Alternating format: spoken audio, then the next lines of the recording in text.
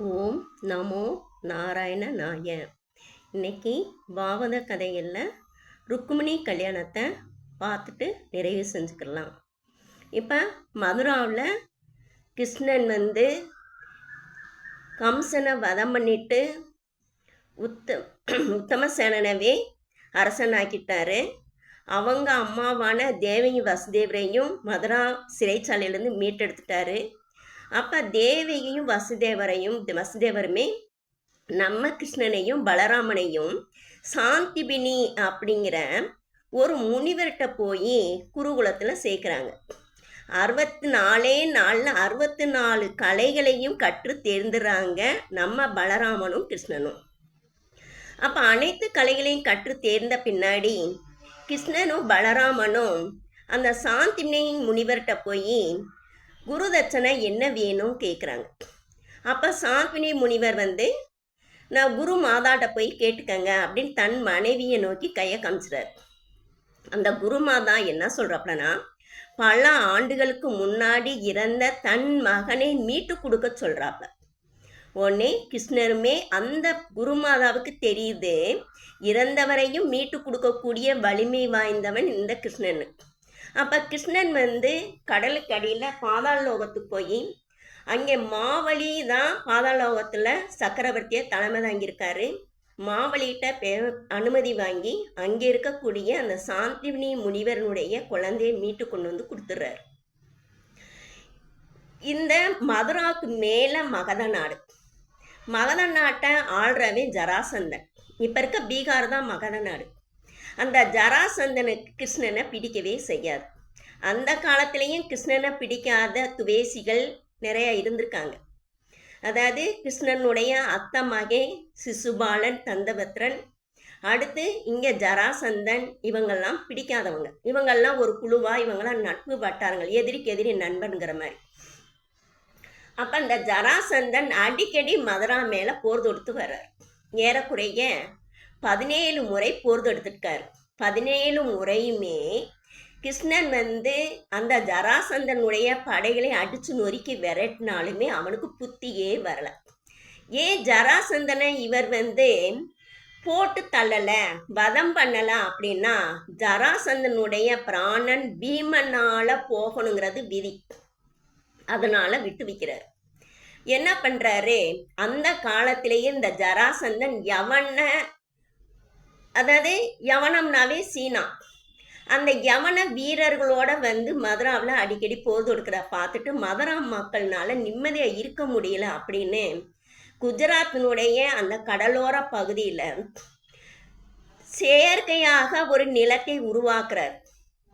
நிலத்தை உருவாக்கி அங்கே விஸ்வகர்மா வைத்து, தேவலோக சிற்பியான விஸ்வகர்மா வைத்து மாட மாளிகைகள், அரண்மனைகள் எல்லாத்தையுமே கட்டி ஒரே நாள் இரவிலேயே தன்னுடைய யோக சக்தினால மதுராவில் இருக்க மக்கள் எல்லாம் இடம்பெயர வச்சுறாரு. அதுதான் துவாரகா. அந்த துவாரகா போன படையை மக்கள்லாம் சந்தோஷமா இருக்காங்க. துவாரகா செயற்கையாக உருவாக்கப்பட்ட நிலப்பரப்பு. அதை கேள்விப்பட்டு பக்கத்தில் அங்கங்கே இருக்கக்கூடிய கிருஷ்ண பக்தர்கள், கிருஷ்ணனை பார்க்கணும்னு நினைக்கிறவங்க, கிருஷ்ணனுடைய இந்த பராக்கிரமங்கள் எல்லாத்தையும் கேள்விப்பட்டு யாத்திரியர்களாக நிறையா பேர் அக்கம் பக்கத்தில் இருக்கக்கூடிய அனைத்து தேசங்களிலேருந்தும் வர்றாங்க. துவாரகையில் கிருஷ்ணனை பார்த்து அவருடைய கல்யாண குணங்களை கேட்டு அவருடைய நாமங்களை கீர்த்தனைகளாக பாடிக்கிட்டே மறுபடியும் போவாங்க. போகிற இடங்களெல்லாம் கிருஷ்ணனுடைய அழகு, அவருடைய நல்ல குணங்கள் எல்லாத்தையும் எடுத்து சொல்லிக்கிட்டே போவாங்க. இந்த நிலையில் விதர்ப்ப நாடு அப்படின்னு ஒரு நாடு, இன்னைக்கு இருக்க நாக்பூர் தான் அன்னைக்கு விதர்ப்ப நாடு. அங்கே பீஷ்மகன் அப்படிங்கிற ஒரு அரசன், அவன் நல்லவன் தான். அந்த பீஷ்மகனுக்கு 5 ஆண்மகன்கள், 5 புத்திரர்கள். ஒருத்தன் பேர் ருக்மி, அவன் உடம்பெல்லாம் தங்கமாக இருக்குமா, ருக்கு அப்படின்னாவே தங்கம். இன்னொருத்தன் பேர் ருக்மரதன், அவன் தங்க தேர் வச்சிருப்பான். இன்னொருத்தன் பேர் ருக்ம பாகு, பாகுனா கை, அவனுக்கு தங்க கை. ருக்ம கேசி, கேசினா முடி, அவன் தலையில் முடியெல்லாம் தங்கமாக இருக்குமா. அடுத்து ருக்ம மாலி, அவன் கழுத்தில் தங்க மாலையெல்லாம் அணிஞ்சிருப்பான். இந்த 5 மகன்களுக்கு பின்னாடி அழகான பெண் மகள் ஒருத்தி பிறக்கிறான். அவளுக்கு ருக்மணின்னு பேர். இந்த ருக்மணியை தான் நம்ம ஆண்டாள் பொற்கொடி அப்படின்னு சொல்றா. ருக்மணிங்கிறது வட சொல், பொற்கொடிங்கிறதா நம்ம தமிழ் சொல். அந்த ருக்மணி வந்து சாட்சாத் மகாலட்சுமியே. ஏன்னா கிருஷ்ணன் வந்து நாராயணன் கிருஷ்ணனா அவதரிக்கும் போது அப்ப மகாலட்சுமி அவதரிச்சு ஆகணும்ல. அப்ப அந்த மகாலட்சுமி தான் ருக்மணியா வந்து அவதாரம் பண்றா.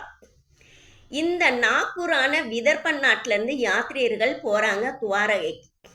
போய் அங்கே ருக்மிணியை பத்தி எடுத்து சொல்றாங்க.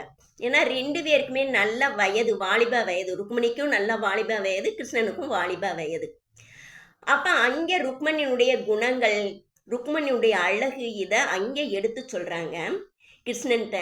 கிருஷ்ணனை பத்தி இங்க நாக்கூரான விதர்ப்ப நாட்டுக்கு வந்து இங்க எடுத்து சொல்றாங்க. அப்ப கிருஷ்ணனை பத்தி ருக்மணிகிட்ட சொல்ல சொல்ல ருக்மணிக்கு கிருஷ்ணன் மேல காதல் ஏற்படுது.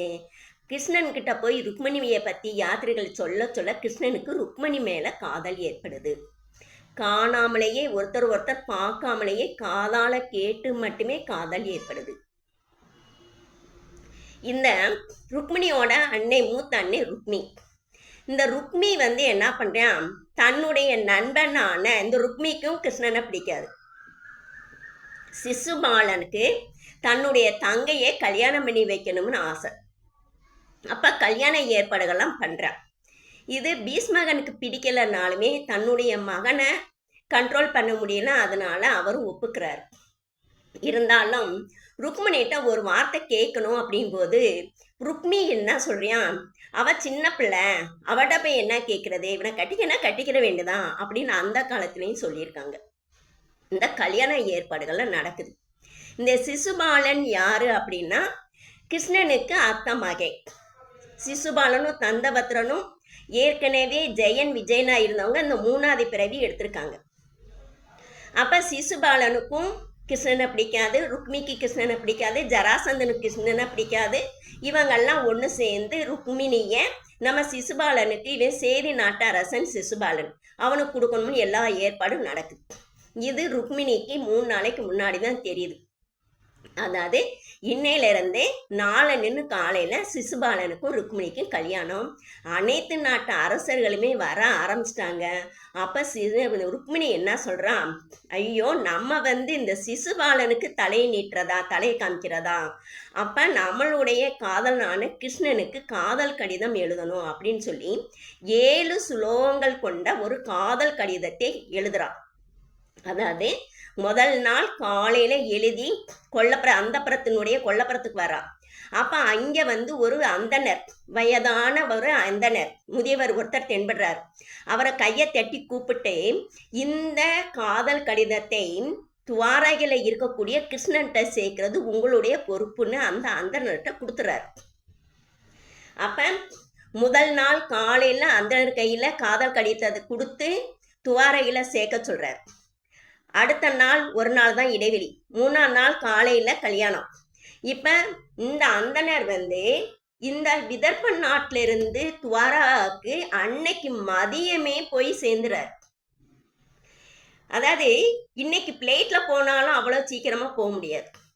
அப்ப அவர் யாரு அப்படின்னா அந்த முதிய அந்தனர் தான் கருட பகவானா தோன்றியிருக்காரு.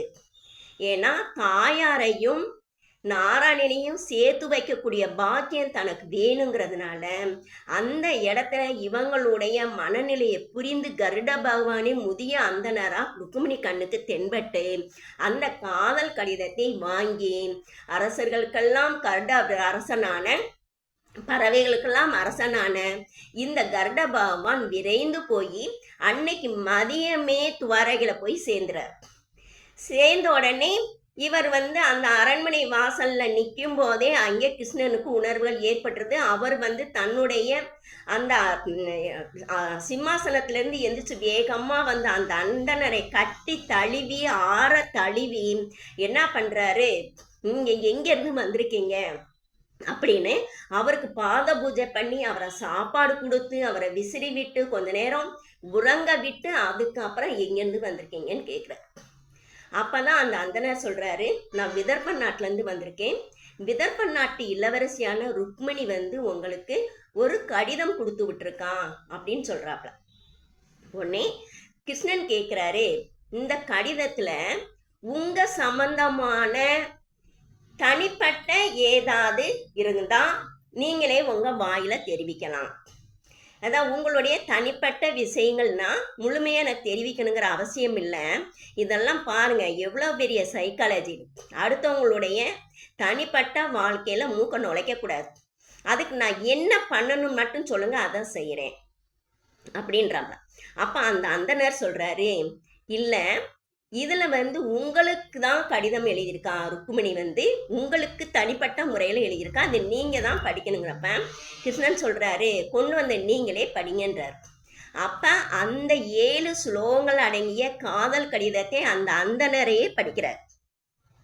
அதாவது ஒவ்வொரு ஸ்லோகத்திலையுமே இந்த ருக்மணி வந்து என்ன பண்றான், ஒவ்வொரு நாமத்தை அடைமொழியாக வைத்து வைத்து ஒவ்வொரு ஸ்லோகத்தையும் முடிக்கிறான். முதல் ஸ்லோகத்துல புவன சுந்தரா அப்படின்றா. அதாவது ஒரு பெண் வந்து ஒரு ஆணை தேடி போறது அவ்வளவு நல்லா இல்லை. ஒரு ஆண் தான் பெண்ணுகிட்ட முத ப்ரப்போஸ் பண்ணணும். ஆனா நான் உன்னைய ப்ரப்போஸ் பண்றேன் அப்படின்னா நான் என்னை வந்து தவறா நினைச்சிட வேணாம். நீ உலக அழகன், உலக நாயகன். உன்னை எந்த பொண்ணுதான் கேள்விப்பட்டவ, எந்த பொண்ணுதான் உன்னைய காதலிக்காம இருப்பான், எந்த பொண்ணுதான் உன்னைய மணக்க விரும்பாம இருப்பான். அப்ப நான் உன்னைய காதலிக்கிறதுல தப்பே கிடையாது அப்படின்னு எழுதுறா.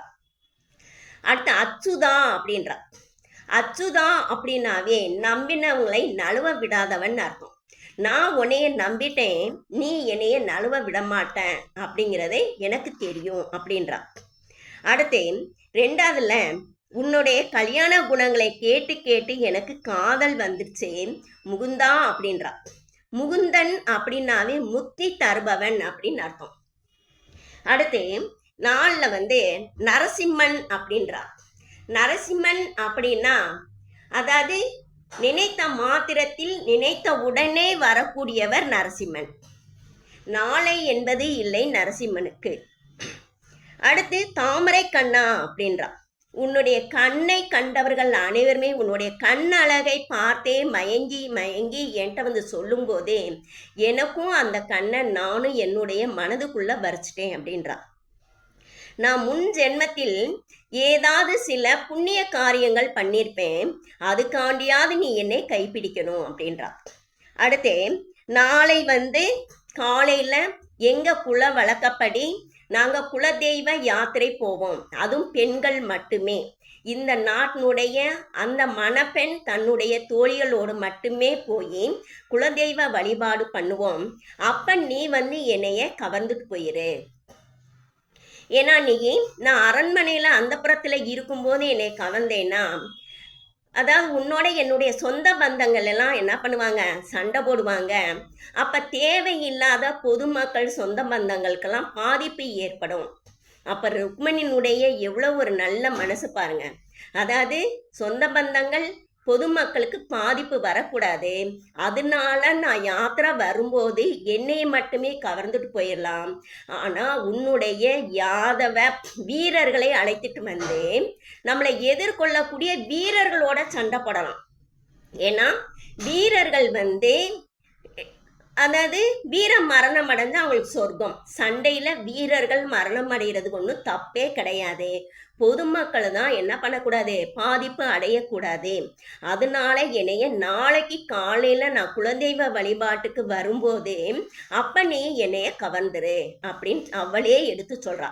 கவர்ந்துட்டு போய் என்னைய ராட்சச விவாகம் பண்ணிரு, என்ன அரச குலத்துல இதெல்லாம் சகஜம் அப்படின்னு சொல்றா.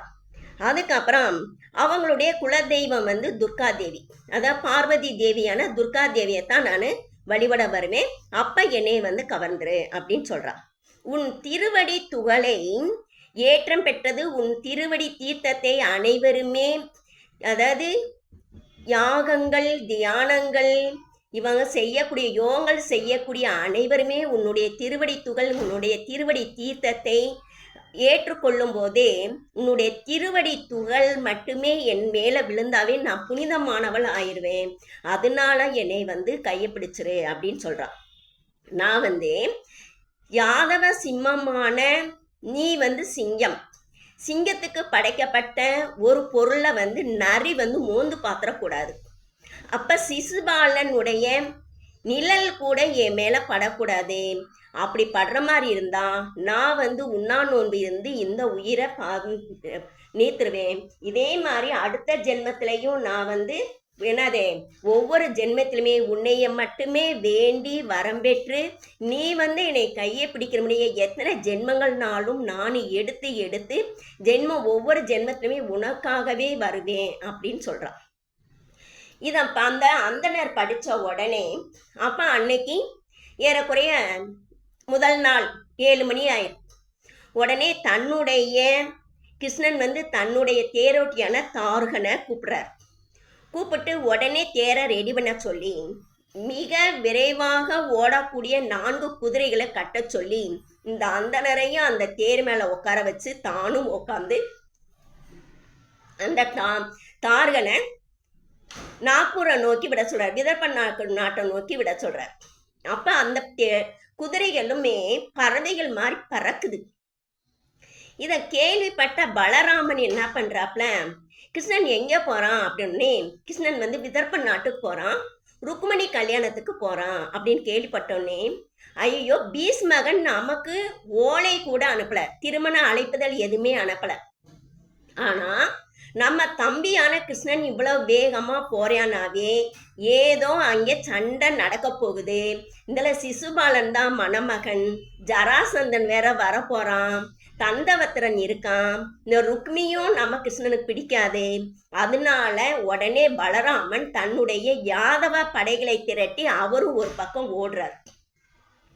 அப்ப இந்த பலராமனுடைய படைகளும் கிருஷ்ணனுமே மறுநாள் காலையில ருக்மிணி அந்த துர்காதேவினுடைய கோயிலுக்கு வரும்போதே இங்க வந்துடுறாங்க. இவர் கிருஷ்ணன் வந்தது நம்ம ருக்மிணிக்கு எப்படி தெரியும் அப்படின்னா, அவ காலையில எந்திரிச்சு குளிச்சு தோழிகளோட கிளம்பும்போது அவளுக்கு உடம்பெல்லாம் நடுங்குது, கண்ணில் கண்ணீர் வருது. நம்ம நேற்று அனுப்புனா அந்த அந்தணன் போய் சேர்ந்தானா சேரலையா, கடிதத்தை கொடுத்தானா கொடுக்கலையா, இதுக்கு ரியாக்ஷன் கிருஷ்ணன்ட்ட என்ன கிடைச்சிச்சு எதுவுமே தெரியலையே. நான் கலங்கி போய் நிற்கும் போது அந்த அந்தணர் வந்துடுறார். உடனே அந்த அந்தணர்கிட்ட கேட்கும்போது கிருஷ்ணன் வந்துட்டாரு, உன்னைய கூட்டு போக ரெடியா நிற்கிறாருங்கிற நியூஸ் கிடைச்சிருச்சு. அதுல கிருஷ்ணர் அந்த விதர்ப நாட்டினுடைய எல்லைக்கு வரும்போதே சங்கநாதம் முழங்குறார். உடனே பீஷ்மகன் என்ன பண்றாரு, ஐயோ கிருஷ்ணன் வந்துட்டாரு, ஏன்னா பீஷ்மகனுக்கு கிருஷ்ணனை ரொம்ப பிடிக்கும். பீஷ்மகனுடைய மனசுக்குள்ள கிருஷ்ணன் கொடுக்கணும் தான் ஆசை. நம்ம கூப்பிடாமே வந்துட்டாரே அப்படின்னு கிருஷ்ணனுக்கு உரிய மரியாதையெல்லாம் தெரிவிச்சு அவரை உள்ள கூப்பிடுறாரு. அப்ப நம்ம கிருஷ்ணன் தன் கழுத்துல இருக்கக்கூடிய துளசி மாலையை எடுத்து ஒரு உதறாரு. அந்த துளசியினுடைய வாடை ருக்மிணி காதுக்கு போகுது. அப்ப கிருஷ்ணன் வந்துட்டதான் அவ மனசுக்குள்ள சந்தோஷம் அடைகிறான். இங்க இவங்க துர்காதேவியினுடைய குலதெய்வத்துக்கு யாத்திரை போறாங்க. போயிட்டு சாமியை கும்பிட்டுட்டு வெளியே மெதுவா வர்றான். இவன் அதாவது போகும்போது தோழிகளோட மட்டும் போறான். அந்த தெய்வ வழிபாடு முடிஞ்சிட்டு கோயிலினுடைய ஒரு குறிப்பிட்ட எல்லைக்கு அங்கிட்டு எல்லா நாட்டு அரசர்களும் எல்லா சேவகர்களுமே இந்த ருக்மிணியை பாதுகாக்கவும் ருக்மிணியுடைய அழகை ரசிக்கவுமே எல்லாரும் நிற்கிறாங்க. அப்ப இவ வெளியே பார்க்குறான், எல்லா நாட்டு அரசர்களும் இருக்கிறனே, அச்சோ இத்தனை பேர் இருக்காங்க, இவங்களுக்கு மத்தியில கிருஷ்ணனை காணமே அப்படின்னு கண்ணை ஒரு நோட்டம் விடுறான். இடது பக்கம் கர்ணீல வண்ணத்துல மிக அதாவது எப்படி 1000 சூரியன் பிரகாசிக்கிற மாதிரி ஒரு உருவம் தெரியுது. உடனே தன்னுடைய இடது கையினால அந்த முடி கற்றைகளை லைட்டா அப்படி ஒதுக்கி கிருஷ்ணனை ஒரு பார்வை பார்க்கறான். உடனே கிருஷ்ணனுமே என்ன பண்றாராம், வேகமா வர்றாரு. ருக்மிணி கையை பிடிச்சு வேகமா இழுத்துட்டு போய் தன்னுடைய தேர் மேல உட்கார வச்சு தேரை ஓட்ட ஆரம்பிச்சிடாரு. அது முடிய இங்க இருக்கிறவங்களுக்கு என்ன நடக்குது அப்படிங்கிறதே புரிபடாம எல்லாம் முடிச்சுக்கிட்டு நிக்கிறாங்க. என்ன அப்படின்னா, தாயாரும் நாராயணனும் ஒன்று சேர்ந்து அந்த சேத்தி நிகழ்ச்சியை கண்டு எல்லாருமே தன்னிலை மறந்து நிக்கிறாங்க. நடக்கிற நிகழ்வு மூளைக்குள்ள எட்டல. இந்த ருக்மிணியை தேர்மல்ல உட்கார வச்சு அவர் ஓட்டிக்கிட்டு ஏறக்கூடிய கண்மறையும் தூரம் முடிய போன பின்னாடிதான் எல்லாரும் சுயநிலை ஐயோ ருக்மிணியை கிருஷ்ணன் தூக்கிட்டு போறாரு, அவர் துவாரா பக்கம் ஓடுறாரு அப்படின்னு எல்லாமே என்ன பண்ணாங்க, சண்டைக்கு போறாங்க. பலராமன் எதிர்கொண்டு எல்லாத்தையுமே அடக்கிட்டு அவரும் பின்னாடி போறாரு. இதெல்லாம் இந்த ருக்மிங்கிற மூத்த அண்ணன் என்ன பண்றான், அவர் ஒரு பெரிய தேரை எடுத்துக்கிட்டு இவங்களை கொண்டு போய் எதிர்கொள்றான். கிருஷ்ணனையும் ருக்மிணியும் எதிர்கொள்றான். நான் ருக்மிணி இல்லாம விதர்ப்ப நாட்டுக்கு வரமாட்டேன் அப்படின்னு சபதம் செஞ்சுட்டு போறேன். அங்க என்னதுன்னா கிருஷ்ணனோட சண்டை போடுறான் ருக்மி.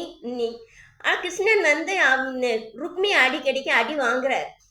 உடனே அப்ப ருக்மிணி கேட்குறான், நீங்க பெரிய வீரன் நினைச்சேன், என்ன எங்க அண்ணன்ட்ட இவ்வளோ அடி வாங்கிக்கிறீங்க போது இருந்தாலும் மச்சனன் இல்லையா, நீ ஏதாவது நினைப்ப நினைச்சதே நான் எதிர் தாக்குதல் பண்ணலம்போது ருக்மிணி சொல்றான், நம்மளை அடிச்சா திருப்பி அடிங்கன்னு சொல்றாரு.